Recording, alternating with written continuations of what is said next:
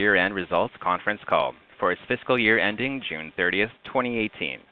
Listeners are reminded that certain matters discussed in today's conference call or answers that may be given to questions asked could constitute forward-looking statements that are subject to risks and uncertainties relating to Aurora's future financial or business performance. Actual results could differ materially from those anticipated in these forward-looking statements. The risk factors that may affect results are detailed in Aurora's annual information form and other periodic filings and registration statements. These documents may be accessed at SEDAR's database found at sedar.com.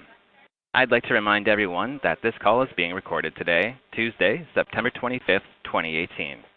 I would now like to introduce Mr. Cam Battley, Chief Corporate Officer of Aurora Cannabis. Please go ahead, Mr. Battley. Thank you, Matthew. Good morning, everyone, and thank you for joining us for today's call. It's a beautiful day in Edmonton, not a cloud in the sky, and we're smiling in the room. It's been a good quarter. With me today are Terry Booth, our Chief Executive Officer, Glen Ibbott, our Chief Financial Officer, and our Chairman, Michael Singer. Before moving on to the formal comments, I'd like to touch on a few bullet points and highlights to sum up what we see as a very strong year and quarter, and in many ways transformative. We've become very rapidly a much bigger company with global operations. A key takeaway from these results is that we've been executing rapidly and well on our business strategy, and that strategy is working. We've had in excess of 200% year-over-year growth. As we'll discuss a little bit later, our pro forma revenues, including MedReleaf, exceeded $31 million. We've seen rising gross margins. We've seen an accelerating shift to higher margin derivative products. This rising production that we've seen in the past several months subsequent to the quarter has now taken us from 2 producing facilities to 8 facilities in production. We've got rising inventory ahead of consumer legalization, and that inventory is fresh. It's not stale. It will be attractive to consumers. We're exactly where we need to be with exactly the right capabilities at exactly the right time. And now on to the more formal comments. So we released our fiscal 2018 fourth quarter and year-end results after market close yesterday. You can access our news release as well as our complete audited financial statements and management discussion and analysis on our website. Our news release, financial statements, and MD&A were also filed on SEDAR this morning. On today's call, we'll discuss Aurora's operational and financial results for the 3- and 12-month periods ended June 30th, 2018, and provide a general business update. We'll then open up for questions. Fiscal 2018 was the most significant year in our history as we made dramatic progress toward our goal of building the preeminent global leader in the cannabis industry. This leadership is reflected in our consolidated revenues. While we completed the MedReleaf acquisition only in late July, after the year end, had it been included in the quarter under review, our consolidated pro forma revenues would have come in at over $33.1 million, giving you an indication of the scale of this company compared to the rest of the industry. Looking back just 1 year, we had 1 fully licensed facility, 2 under construction, and funded capacity of 108,000 kilograms of cannabis per year, and we're present in 3 countries. Today, we have 8 facilities licensed for production and 5 sales licenses. Soon, we'll have 11 facilities and funded capacity of over 500,000 kilograms or 500 million grams per year. We have operations and sales in 18 countries across 5 continents and have become Europe's largest distributor of medical cannabis. But more than just achieving increased size and reach, we've created a platform for continued growth that we can build on to further secure our leadership position. Today, we are fully vertically and horizontally integrated. Beyond simple seed to sale, Aurora has established a deep presence in every aspect of the cannabis industry value chain. This includes plant genetics and industry-leading research, facility design, extraction, and formulation, right through to consumer engagement and point of sale. No other company has demonstrated this scope of penetration into the industry, and this provides us with a significant advantage in addressing market trends and taking advantage of additional opportunities. For example, through the acquisition and integration of CanniMed, MedReleaf, and Anandia Labs, Aurora now has one of the largest R&D teams in the industry, with approximately 40 PhDs and MSc researchers. This allows us to innovate on several fronts: on plant science, cannabinoid and terpene research, preclinical and clinical studies. And in conjunction with our vertically integrated structure, this allows us to act on intelligence we gather in the market to identify opportunities and develop new high-margin products. In fiscal 2018, this team helped launch innovations such as Aurora Frost, hard and soft shell capsules, and new oil types. This complements the strategic investments we made in companies to provide Aurora with innovative extraction technology, low-cost CBD products, and new drug delivery methods such as soft gels and sublingual wafers. Another important area of innovation for us is in plant health and yield improvement. Here, much of our success can be evidenced through our production facilities, which consistently produce the highest quality products at the lowest cost per gram. With our wholly owned subsidiary, Aurora Larson Projects, we are developing the world's most technologically advanced cannabis production facilities, which we call Sky-class facilities. These are massive-scale, closed-system, hybrid indoor facilities with specialty glass roofs, a high degree of automation, and full control of environmental variables. There's nothing else like it in the world. The first of this class is Aurora Sky in Edmonton, which is now fully operational with a number of bays producing, and we expect it to be operating at full capacity and producing more than 8,000 kilograms per month by the beginning of calendar 2019. Implementing a high degree of automation is a critical feature of all of our Sky-class facilities that helps to dramatically decrease the cost of production. For example, at Aurora Mountain, our first facility north of Calgary, we produce about 4,800 kilograms of cannabis per year with a staff of about 125 people. Aurora Sky, at full capacity, will produce over 100,000 kilograms of cannabis, or approximately 20 times the output, with just 3 times the number of production staff. Aurora Sun in Medicine Hat and Aurora Nordic in Denmark are 2 further Sky-class facilities underway, which will have a combined production capacity of 270,000 kilograms per year.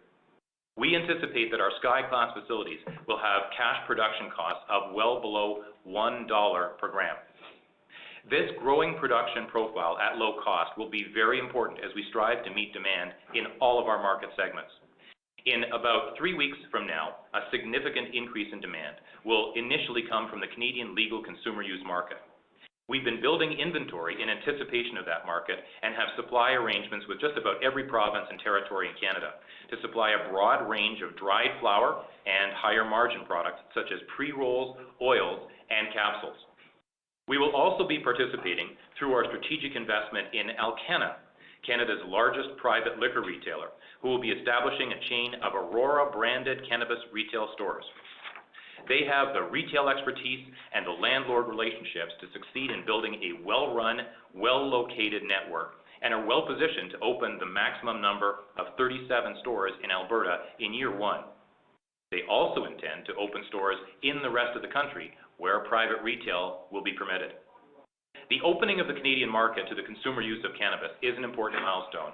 However, as we've said previously, the international market remains the biggest opportunity and a primary area of focus in our long-term strategy. The global medical cannabis market is estimated to grow to about 10 million kilograms per year, far more than the current funded capacity of the entire cannabis industry. We recognized this early. As I said, a year ago, we were in 3 countries. Today, we are positioned in 18 countries and counting on 5 continents. Europe is a particularly strong opportunity because of its higher level of knowledge and acceptance of medical cannabis. Key to establishing our solid footprint in Europe was the excellent acquisition of Padanios, a leading wholesale importer, exporter, and distributor of medical cannabis in the European Union, based in Berlin, Germany. Through Padanios, now called Aurora Deutschland, we have exported medical cannabis to Italy and Malta and were approved as the first seed-to-medical cannabis operation in Malta. We also own 2 of the 6 facilities in the world that are EU Good Manufacturing Practices, GMP, certified, which ensures our continued access to these developing and restrictive markets. To further solidify our European opportunity, in August we established Aurora Europe, our European headquarters based in Berlin. This encompasses Padanios, now Aurora Deutschland, Aurora Nordic, which operates in Denmark, the newly formed Aurora Italia, and a number of other local companies.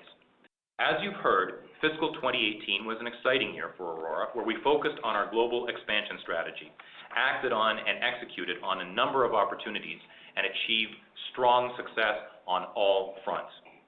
Glen will now provide a financial review, and I'll return to provide some outlook comments and then take your questions. Glen? Thanks, Cam, and good morning, everyone. The fourth quarter of fiscal 2018 continued our trend of strong quarter-to-quarter growth with solid performance in medical dried cannabis and cannabis oil sales, while at the same time we were building inventory for the adult consumer use market in Canada and rapidly scaling up our production facilities. As a top priority, we remain committed to providing high-quality medicine to our many patients. Overall, revenue increased to $19.1 million for the quarter, up 19% from Q3. Our results do not yet include those of MedReleaf, which we acquired towards the end of July.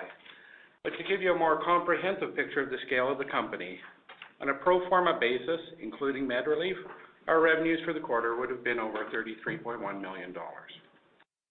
Cannabis revenues for Aurora in the fourth quarter increased by 38% from the prior quarter to $14.8 million. The increase in cannabis revenue is a function of a full quarter of consolidated CanniMed sales, as well as a continuing shift in our product mix. Sale of oils accounted for over 31% of our Q4 revenue, as compared to 20% in Q3. For the full year, overall revenue was $55.2 million, an increase of over 200%. Cannabis revenue was $42.8 million, up 169% over fiscal year 2017. In Q4, we were also preparing for the consumer use market, ending June 30th, 2018, with pro forma inventory and biological assets, including MedReleaf, of over $88 million. Since quarter end, we've continued to add significantly to our inventory and biological assets in preparation for this market. We are in good shape to meet our commitments to all of the provinces and territories. In the quarter, Aurora also saw a strong increase in gross margin to over 74%, due mainly to the continuing shift to higher margin cannabis oil products. Cash cost to produce per gram of dried cannabis sold, as compared to Q3 of this financial year, increased by 17 cents due to the inclusion of CanniMed's less efficient production. On a standalone basis, Aurora's cash cost per gram declined to $1.35 from $1.53 in the prior quarter. This is explained by the continuing increases in productivity at our Mountain facility and lower utility costs during non-winter months. I should remind you that our continued growth in Q4 was realized from two facilities only, Mountain and CanniMed. Efficiencies from automation, scale, and yield expertise are now being realized, with production costs per gram expected to decrease significantly in the CanniMed facilities and other newly acquired facilities. Additionally, with Aurora Sky coming online now, we expect our cash cost to produce a gram of cannabis to be well below $1 at full scale. The same metric applies to all of our Sky class facilities. In the meanwhile, we continue to drive yield and efficiency improvements at CanniMed, and now, in Q1 2019, we have increased yields at CanniMed by well over 30%. In Q4 2018, we continued to significantly ramp up investment in the infrastructure and talent required to realize the tremendous opportunities in the Canadian and international medical cannabis markets and the upcoming Canadian consumer use market. Across the company, headcount increased from 300 at June 30th, 2017 to close to 1,500 currently. This investment in talent and capabilities, along with the remarkable pace of our execution, as reflected in the number of strategic transactions completed, as well as increasing global complexity and other corporate matters, resulted in an increase in G&A costs to $22.6 million in Q4, from $9.8 million in the prior quarter. Consolidation of CanniMed's G&A costs accounted for 25% of this increase. This has since been rationalized as part of our integration process. Our investment in sales, branding, and marketing talent and initiatives was reflected in the fourth quarter with a spend of $14.8 million, up from $5.9 million in Q3 2018. Investment in our overall brand strategy included increased promotional and sponsorship activities in preparation for the impending adult use market in Canada. The inclusion of CanAmed's sales and marketing costs accounted for 19% of the increase overall. We are building a diversified and vertically integrated company capable of capitalizing on the tremendous opportunity of the global cannabis markets. To this end, we continue to invest heavily in several production facilities and a number of strategic assets and remain well funded to continue executing our growth strategy. As at June 30th, 2018, we had $89 million in cash and cash equivalents. Also in June, to support our domestic and international strategy, we secured a new $200 million debt facility with the Bank of Montreal with the potential upsizing to $250 million. The new debt facility has begun to shift the capital structure of the company to include more traditional debt financing, thereby lowering our overall cost of capital.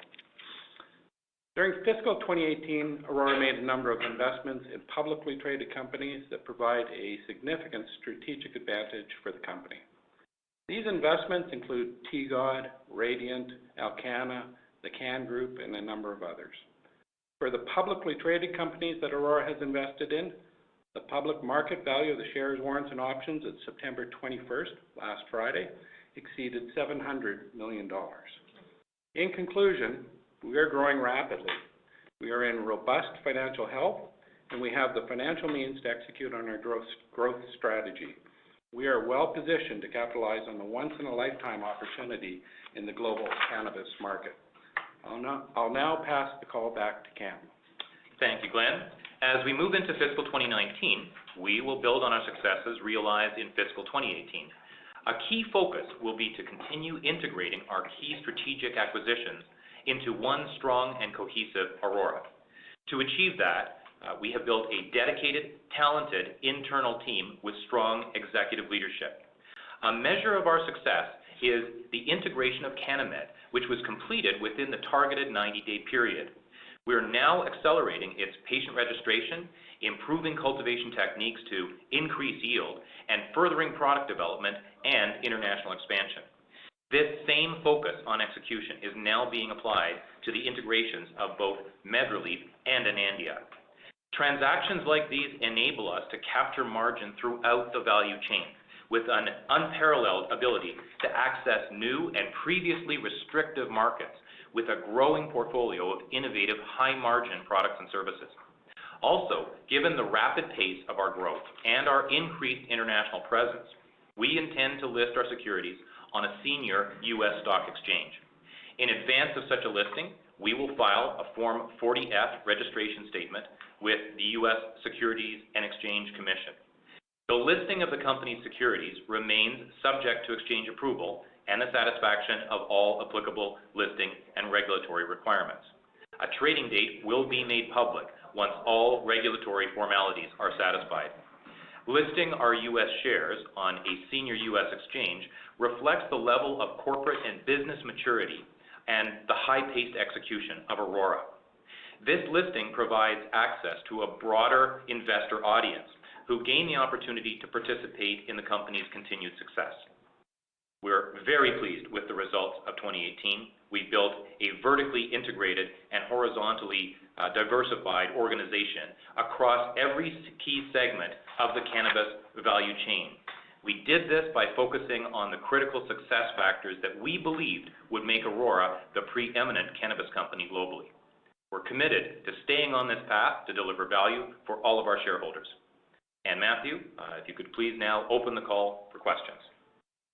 At this time, I'd like to remind everyone, in order to ask a question, press star, then the number 1 on your telephone keypad. Our first question comes from the line of Matt Bottomley with Canaccord Genuity. Your line is open. Yeah, good morning. Thanks for taking some questions.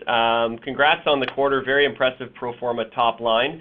A couple of housekeeping questions on my part and then some strategy. First, just on the gross margins and the oil. Can you give any color as to where you see that going in the next couple of quarters with MedReleaf coming on? I think you're at about 30% of revenue this quarter.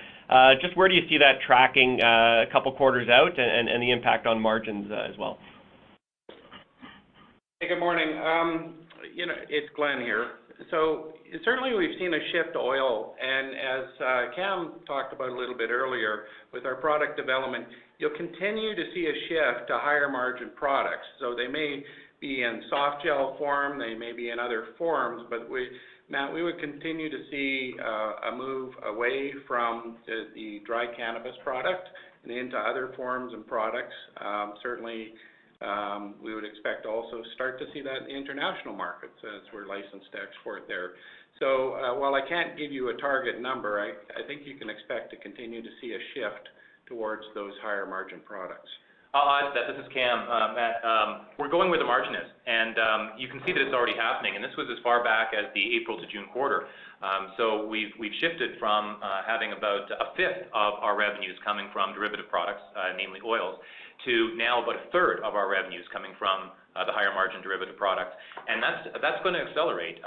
For one thing, we have got just a huge number of hard shell caps and soft gels being produced right now. Once we start to sell those, I think you're going to see the ratio of derivative products to dried flower change considerably more. Okay, perfect. And then maybe just switching to the expenses. So the G&A line. This quarter, obviously, you guys are investing in the growth that's going industry-wide, both in Canada and internationally. What's the best way to look at that line, in the next quarter, especially with MedReleaf coming on? If we look at their historical spend, is there any savings that we should be modeling in or synergies? Obviously, you got a lot of consolidation and integration happening in the next quarter. So what's the best way for us to look at that G&A line? Well, clearly, we're going to have savings. There's two large public companies that were scaling up to be global operators. We're going to have savings in G&A. We certainly expect to employ every single talented person at MedReleaf within the expanded organization, but we will have synergies when it comes to public company costs. So if you looked at the recent MedReleaf results, they were doing the same thing we were. They were preparing for a very large, complex global organization. And spending the money externally to do that with consultants and, certainly all the audit costs and those sorts of things. So, Matt, I expect some of those costs will be rationalized away. The people costs will stay there. We have already got positions for all of those people and continue to hire to support the complexity that this business is rapidly becoming. Okay, thanks. And maybe just quickly, if I have another minute here, switching more on the strategy side. One thing I wouldn't mind getting some color on is just your view on sort of the hemp industry here and CBD derived from hemp plants. Can you give any color on with your acquisition of AgroPro, maybe what markets you think are the most attractive for near-term optionality into sort of the nutraceutical side of the industry? Hi, Matt. It's Terry Booth. Good question. I think the hemp industry, I tell a lot of the people here that I think it's going to be as big or not bigger than the cannabis industry, not only on the CBD products that we can derive from hemp, the chaff of the hemp, but the seeds. The seeds are high in protein and excellent source of your omegas. Acquisition of the AgroPro in Lithuania, as well as the acquisition of ICC in Uruguay, are both plays that include a significant amount of hemp. AgroPro is an organic supplier, the largest supplier in Europe of hemp, and they were not collecting their chaff up the fields because of corporate reasons. We are now collecting that. Even this year we're going to be harvesting it, and the European market for CBDs is through the roof. And as you've seen in news, there's some major companies in the world that are looking at the benefits of CBD, the non-psychoactive component of cannabis. So we're looking forward to it. It's an exciting new industry. We've had Hempco for some time now. I think we were a little bit of visionaries there, and certainly the deal with RTI on mass extraction was a very key component, and we look forward to working with those partners in developing a leading hemp, CBD, and protein company. Okay, thanks a lot. And just last question, and I'll jump back in queue. Just any color on what you're seeing in the Alberta retail tendering, as well as if Ontario has, had any other communication since announcing their pivot to private sector. Thanks, guys. I'll give you two parts. I'm going to answer the first part. I'm going to pass it to Cam for Ontario because he's been quite involved. But the Ontario the Alberta system, in my opinion, and I know I'm an Edmonton boy, but I think it's the best one in the country. I think that they've done a very good job of screening, and it continues to be screened. There's going to be more stores than anywhere else, 150 to begin with, and there is lots of talk of an extra 100 being added. Our partners, of course, Alcana, have done a great job in securing locations. It's been a bit crazy with the municipalities, different systems of getting those licenses. But most of that is in place now, and I think Alberta's ahead of the curve. And when Ontario were looking for advice, they look to Aurora as well. And I think Cam can weigh in a bit on Ontario's vision. Yeah, what we're hearing from Ontario is a few things. First of all, we believe that the market there, the system will look very much like Alberta's. Ontario is not reinventing the wheel. Something else, though, they really are looking for leadership and responsibility from those that move into the retail market. And they want to make sure that the municipalities are comfortable, that this is a fairly smooth system and a smooth transition. I think that's part of the reason why you're seeing that they're starting with online sales and committing to April to actually open up bricks and mortar. But we're very, very bullish on the retail system in Ontario. Certainly, from our perspective, it's a huge, huge improvement over the prior system that was envisioned, the government monopoly system. Thanks again, guys. Our next question comes from the line of Martin Landry with GMP Securities. Your line is open. Hi, good morning.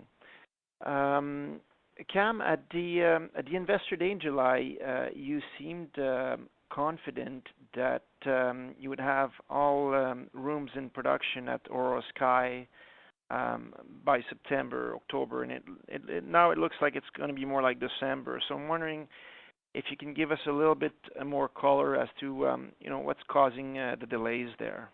I don't think we're seeing delays, Martin. We do have to work with our regulator, and we have to abide by what Health Canada allows us to do. But I think we said back then that we anticipated being at full capacity at the end of calendar 2018 or the beginning of calendar 2019, and we're very much on track for that, and that's what matters. So we're intending to be at full capacity at that point, churning out 8,000 plus kilograms a month. Okay. And can you talk to a little bit, your views on when you expect to get your sales license and if there's any hurdles there? Actually, we believe that's imminent. We never want to speak for the regulator, but we're ready. We've had our harvest. We've invited them in. It's, as far as we can tell, imminent, subject to Health Canada, of course. And like I say, we don't want to speak for them, but absolutely everything is ready. We're ready to go. Okay. And it would be very interesting for us if you can share, where your inventory stands right now today in terms of kilos, inclusive of MedRelief. Is that something you can give us some color on? We can't be, we can, but we're not going to be precise just yet. Remember, we're reporting our September quarter in the beginning of November. I'm going to hand it off to Glen and maybe add some comments after. Yeah, Martin, we're prepared for the demand from the provinces, from the territories. We're going to meet the initial POs. What we're focused on, and why I don't want to get into specifics as to how much we've got, is I think what's more important is which products do you have and how quickly are they going to move. For instance, as Cam's mentioned, you're well aware of this, we've made a significant investment in preparing for pre-rolls, and we've got a massive inventory of pre-rolls, which we think are going to be a high-demand product. But to measure that in terms of kilograms, sitting there isn't really instructive, so I don't want to get into that right now, other than to say we will meet all of the commitments we've made to the provinces, the Canadian medical system, and be able to export to Germany. But I know over the next few months, we'll be getting a lot more clarity after we see which products the provinces are going to reorder and what that sort of demand is. So trying to sort of see how many kilograms we've got right now and how long that might last us is, I think it's a little bit of it's a little misleading to our investors to focus on that too much, other than to say we're prepared. Yeah, Martin, I want to underline that. I mean, if I'm reading between the lines, you're asking whether we're ready for consumer legalization. Unequivocally, yes. We've got significantly more inventory than we had at June 30th, and we had a reasonable amount then. We've got a heck of a lot more now, and we've got all of our product categories ready. So we're more than ready for consumer legalization, and more than that, our ramp up in production is happening at exactly the right time. We're not going to be dumping old, stockpiled, stale product onto the market. It's all going to be fresh, high-quality product. Okay. And does that mean that you're not going to need to bridge any of your inventory buying from third-party suppliers? No, if you take a look at historically, we've never wholesaled in more than between like 4 and 7% of what we sold, and we have no need to do that now. We're fine. Okay. Okay, that's it for me. Thank you. Thank you. And our next question comes from the line of Graham Kreindler with 8 Capital. Your line is open. Hi, good morning, gentlemen. Just a question here to expand on the upcoming retail environment, specifically in Ontario. With the first 6 months being online only, I was just wondering if you could elaborate a bit on the company's strategy in terms of creating consumer awareness and brand recognition, and what's going to differentiate Aurora's products, on the web page, as opposed to having the benefit of going in a brick and mortar store. Well, I think and most on this call should know that Aurora were the first one with an app. We're still the only one with a full-scale app where you can order medical cannabis and have it delivered in many cities same day. We've done deals with distribution companies in Ontario, where I can't really speak to which ones just yet, but it was also in preparation for the medical market and Shoppers Drug Mart and whatnot. So that's all been in place. The brand recognition is the work that we've been doing over the last 4 years, and certainly we've stepped it up, as Ben reiterated on that in the last quarter. There's been, we've had the concert series. There's been an ability to do a little bit of brand and advertising over this last quarter, and I think Aurora knocked it out of the park. The team has worked tirelessly at getting the name out there, and certainly the quality of the product and the product line will speak for itself. There's more products coming online for Aurora in the not too distant future, and I think they'll be pretty impressive for the market. Oh, I want to reiterate what Terry just said about quality, because I think that's a critical consideration that not everybody is thinking of top of mind. It's not just about being on a list, it's about the consumer experience. And the consumer experience is going to determine whether we have reorders, right? So of all of the arrangements that companies have made with provinces, none of these things are guaranteed if you don't deliver, if the consumer experience is not good. And that's one of the areas where Aurora shines, the quality of our products. And it's actually one of the rationales for coming together with MedReleaf. We believe that Aurora and MedReleaf were the two highest quality large LPs in the country in terms of the quality of our products. And then the other thing is, with respect to brand awareness, I'm really quite amazed at how broad awareness of Aurora is across the country, especially in an environment that is very highly restrictive on a regulatory basis. The name Aurora is recognized coast to coast. So I think we're exceedingly well positioned and with significant advantages over most of our peers. Okay, thanks. And then my other question is, I think there's a lot of investor excitement about the possibility of, companies in outsider industries coming in, entering the space, looking to partner with an LP. I was just wondering, do you think having a U.S. listing, does that change the conversation at all for Aurora? And how does Aurora think of itself, in terms of perhaps being a partner of choice, or would it be open or leaning more towards having someone come in and participate in the equity upside of the company, or is it more looking to retain flexibility through various joint partnerships? There is an awful lot to unpack in that question, Graham. Okay, so I'll say a couple things off the top, and then I want to hand over to Terry. First thing is, for companies that are interested in mature industries, that are interested in moving into the cannabis space, I think they're looking for a few things. I believe that we have checked off those boxes. We've established scale, quality, efficient production. We've got innovation and science that I don't think anybody else in the sector can touch. And we've got a global footprint that's expanding by the day. So are we well positioned to partner with potential new companies moving into this sector? Yes.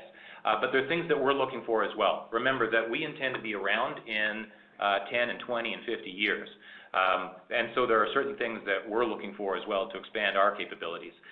The U.S. listing, I don't think that affects things immediately either way. I think the primary effect of our establishing a U.S. listing is simply to broaden the universe of potential investors and to continue to raise the global profile of Aurora. Terry, you want to add to that? Sure. This whole notion of large companies getting into this space validates this space on a global basis. These companies 3 years, 4 years ago, they wouldn't even have a sniff of what cannabis is about, and now they're seeing the effects of the properties of cannabis and the demand for cannabis, not only in the medical space, but also in the liquor space and in the beverage space and in the pharma space. And there's not any product in the world that you could say that about. To try and put those four industries on any other product, pretty difficult besides making aluminum cans perhaps. So it's exciting, but we're not in the mood to be selling out anytime soon. We want to prove what we've built, and we're going to continue to build it. And when you start to see the revenues that this company is going to generate on a global basis, then you'll see even more attraction to coming on board from these larger companies, and it's only growing. We always say, today is the smallest the cannabis space will ever be. So when we take that and we see what we've done with 1,500 employees now, starting to knock it out of the park and with our global footprint, look out. We're a machine. We're tuned, and we're ready for the challenge. Perfect. Thank you very much for that, guys. That's it for me. Thanks, Brian. Our next question comes from the line of Thea Hackna with PI Financial. Your line is open. Good morning, gents. Thanks for taking the time to answer my questions. My first question would be, can you provide an update on the retail application process with Alcanna, and how many stores should we expect to see by the end of 2018? Is that stores on a national level? No, just in Alberta. Just in Alberta. I think Alcanna are predicting that by April of 2018 that they'll have full 37 open, and that's all they're allocated. They've done a great job of actually leasing additional spaces in anticipation of more coming online and being available. So we'll be the front runner in Alberta, without a doubt. You've got other retailers in the space that didn't get the locations that they were granted. All the locations aren't assigned yet, and there's guys out there building out these stores, and that's going to hit their pocketbooks, and it's going to hit their financials. And Alcanna's a publicly traded company. They're being responsible, but they've done a good job of getting the stores that they need in the proper locations. And at the end of the year, I don't know what that number is. I think it's supposed to be close to 20. I'll leave that to them to answer. Great. My other question would be, can you provide more color on the integration process with MedReleaf and Anandia Labs? Yeah, I'll take the first crack at that and maybe hand it off to both Terry and Glen if they want to chime in after that. It's going remarkably well, and one of the things that we've been making clear is that we've made integration a core capability at Aurora. It's not necessarily a core capability at every company in every industry, but it's critical to us because of our pace of acquisition and because of the number of strategic partnerships we've established. So, like we said, we completed the integration of CanAmed in the prescribed 90 days. We're going to do the same thing with MedReleaf. One of the stars of the Aurora universe is Andre Jerome, who is our Senior VP of Integration, and he has just been doing amazing work. And ironically enough, we got Andre via the acquisition of one of our companies, H2 Biopharma, which is now our Aurora O facility in Lachute, Quebec. And so he's established an amazing team, and he's managing the integration not just of MedReleaf, but also of Anandia, and doing an incredible job. Terry, do you want to add that? Sure. There are two different integrations for sure. MedReleaf is another licensed producer who have excellent facilities. I guess they're now our facilities, and we're happy to take them on. Amazing grow team, amazing science team, and excellent management team. So that acquisition was certainly our star acquisition. When we went into Canamed, as you know, it was a hostile takeover. I wasn't impressed, but I wasn't disappointed either. Going into MedRelief and meeting those people in those facilities, I was definitely impressed. With Anandia, what we've brought on there is the top, arguably the top scientist in the world with respect to cannabis, in Dr. John Page and his cohort, Dr. Coleman. Those two guys have built a great business. They led the country in the analytical testing for licensed producers. We knew there was going to be a bottleneck in testing under this adult usage system. So we could either have, built out a lab and done it internally or bring in the experts. They certainly are the experts. They've proven that with their discovery of pesticides in products, with their standards of testing. They use the Colorado standard. I think it's over 100 pesticides they test where they're not even required to do that. We like that. The certificate of analysis was their brainchild along with Aurora. So that's a science deal and a production deal. So they're quite different, but we're quite happy to really put another piece of the puzzle in place when we brought on Anandia. I'm just going to add one thing. So it's Glen here. Just specifically, we know exactly what we're attempting to achieve out of each of these integrations. Andre has done a great job. He's got a background of massive integration and his experience. We go into each of these with the strategic objectives, outline what we want to get in terms of value, but we don't think we know it all. So what we're doing with MedRelief across all the functions, so whether it's the cultivators or the finance department, we sit down and examine each other's processes and facilities and come up with best practices. So each, in a very constructive way, critique the other functions, so Aurora and MedRelief, and then get together and figure out what's best. So we don't go in there thinking we know everything. We're buying companies that have some incredible talent. So that's the type of process we're going through, with a real clear eye on how we're going to extract strategic value, and also very open minds, because we know there's lots to learn here. We're trying to bring together the best talent. So that's going exceedingly well. We march according to Andre's drum. He's got a very detailed plan. He has a full-time team, and we have leads within each of the functional areas who is their responsibility to make sure everything's being delivered. So as Cam mentioned earlier, it's a core competency, and so that we take it very, very seriously, and we want to extract that strategic value that we saw when we made the acquisition. That's a great point, Glen. There's across Aurora, we have this commitment to continuous improvement. I've never in my previous career in biopharmaceuticals seen continuous improvement evolve so quickly. So we're able to absorb lessons, and we're seeing it in real time with MedRelief right now, that are enhancing our abilities on cultivation and across other functions as well at Aurora. Something else that I do want to point out as well is that we've taken a lesson from the biopharmaceutical industry, specifically with respect to Anandia. We are not going to mess with success. So we're going to have a very light touch with Anandia. They're part of the Aurora family. They're contributing. They're complementing us across operations and partners as well.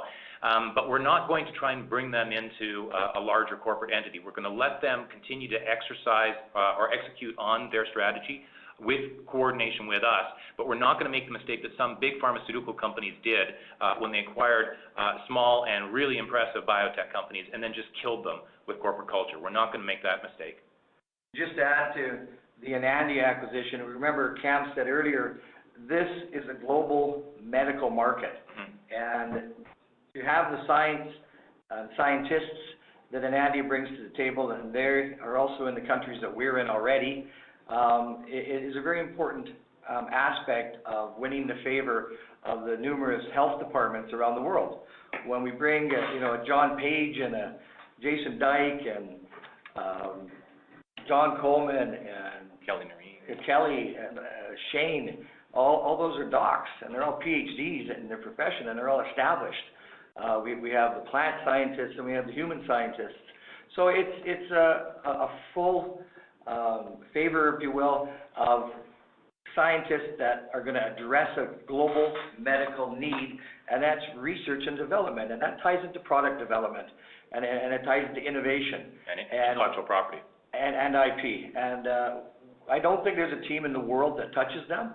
I'd put maybe a couple of smaller teams in Israel in the category, but we're best in class now that Canamed, MedRelief, and Anandia have been acquired. All three of those companies very science-driven, and as Glenn said, we're learning a lot. That's great. We're very pleased with the update. And lastly, when do you expect to close the acquisition of ICC Labs? Last I saw, in about a month. They have a shareholder vote that they need to get through, and I'm sure that they've published a date for that. So assuming the vote goes positively, I think we're targeting about 4 weeks from now. And that deal, by the way, adds the only South American real science place. So, ta-da. Okay, it's, with a lab, with derivatives. Another check box. Yeah. That's great. That's it from me, guys. Thank you. Thank you. Our last question comes from the line of Doe Blue with Canalist. Your line is open. Hey, gentlemen. Just want to thank you guys for doing quarter-on-quarter expense breakouts. It's nice to see someone doing it sequentially. It makes my job a lot easier. Cool. Any other comments or questions? You provided pro forma for sold and harvested by dollars. Can you provide for MedRelief? Can you provide that by grams? Missed the first part of your question. You broke up a bit. Can you repeat? Hang on. In the pro formas, you provided dollar values for sales. I was wondering if you could provide kilogram values for sold and produced for MedRelief. I'm not sure that I've got it at hand. If you'd like to follow up, we could probably do that. You're looking for the kilograms produced at MedRelief in Q4, basically. Yes. Breaking out the way we did for Aurora plus Canamed. Yes, I'm interested in the delta. So having you provided the numbers for Aurora, which were great. I was just wondering what the numbers were for MedRelief and their delta. I'll reach out. I have no objection to sharing that number. No. Oh, good.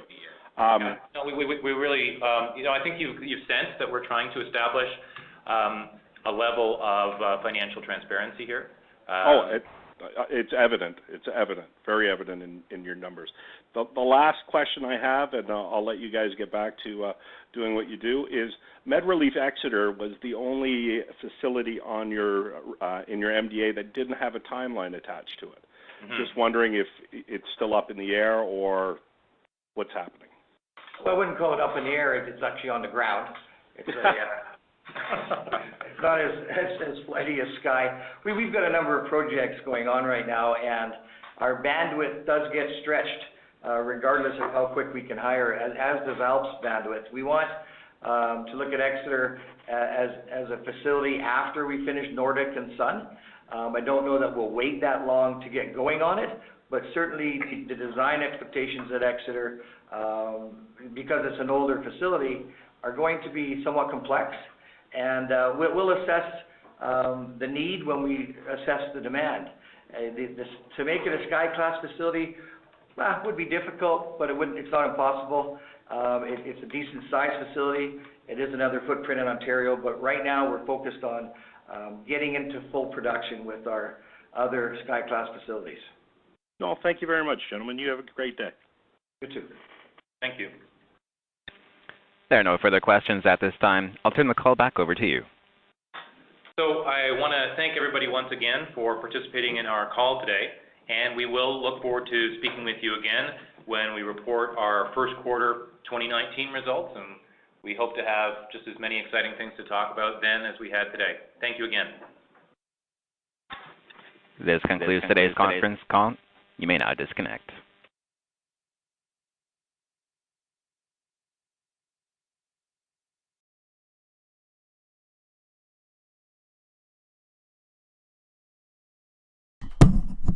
Hey, so a few things I want to add in for the see where Aurora stock closed at after the conference call. Oh, not really moved anywhere. Wonder how about Namaste. Starting to recover a little bit. That's good. Okay, so a few things I want to bring up about the whole Aurora thing. Okay, yeah, yesterday I came out with a video saying that, they're going to be very tight on supply because they have to save supply for the rec market. And see, but there's an advantage to all this. The product they're selling to customers will be fresh. It wouldn't be like old product that's been sitting there for months and months and months like Canopy. No, it's gonna be like fresh off the plant product. So they're gonna be extremely high quality. They're gonna smell really strong. They're gonna be super high quality, and that's the one advantage they have, because basically they'll be selling stuff that's coming right out of the facility. As soon as it comes out, they're selling it right away. So their product's gonna be fresh and very high quality, which will create a really good customer experience. That's very important for a business. I guess that's all I really have to say. I'm probably gonna re-listen to this again on my own YouTube video. Anyways, thanks for watching, guys. Subscribe for future updates and have a great day. Bye.